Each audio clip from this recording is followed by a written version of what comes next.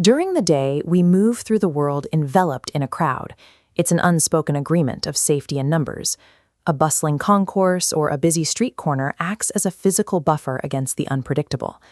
But when the sun goes down and the shift changes, that crowd disappears. The massive structures built to hold hundreds of people don't shrink, they simply empty out, leaving a single night shift worker to occupy the quiet alone. This isolation removes the oversight we take for granted. A worker becomes a solitary point in an empty space. It creates a shrinking perimeter. In crowds, threats cross dozens of eyes. At night, that distance to danger rapidly collapses. Being alone in a massive space doesn't mean the building is empty. It just means there are no longer any witnesses between you and whatever might be sharing the dark. Consider a security guard working the 10 p.m. to 6 a.m. shift in a sprawling, multi-floor office building. Initially, the perimeter is wide. He monitors the cameras, knowing the building should be entirely vacant.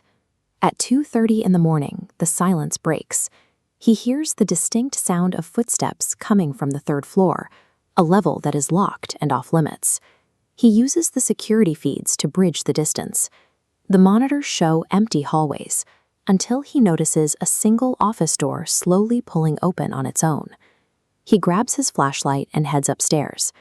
The hallway is vacant, but the door is now standing wide open. He walks inside, and a whisper sounds directly behind him. He spins around, but the room is empty.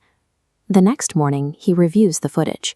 The camera shows him entering that office, but right behind him, something else walks in too, mimicking his exact movements.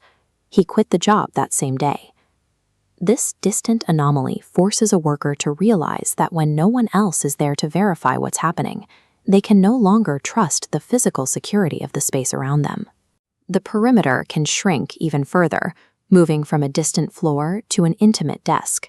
In a 24-hour call center at 3 a.m., the space is small, enclosed, and usually silent.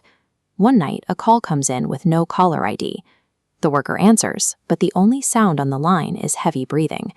When the worker asks who is there, a voice whispers, "Why are you still there?"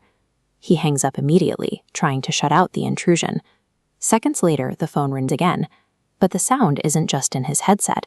He can hear the mechanical ringing coming from another desk inside the same room, even though he is the only one there.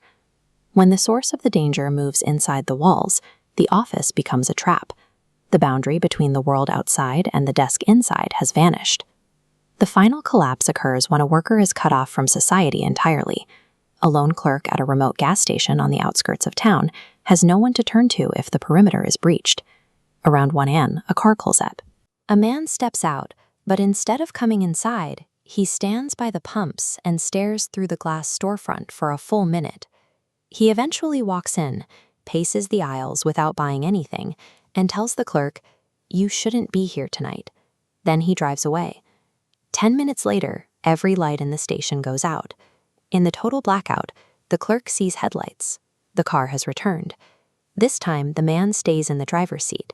He sits in the dark, watching the clerk, who is now trapped inside the darkened building. The police eventually arrive, but the car is gone.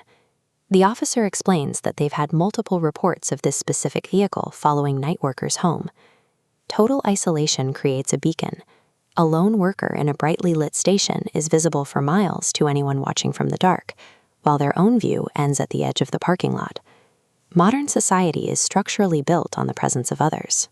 We rely on the group to maintain the boundaries that keep us safe. Working the night shift forces a person to stand outside the group. It reveals how much we rely on the collective. We are remarkably easy to corner when the crowd is gone.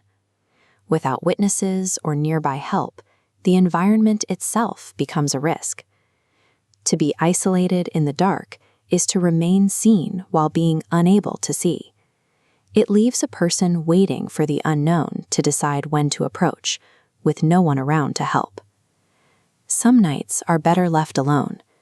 If you've had your own encounter with the quiet of the night shift, let us know in the comments and subscribe for more.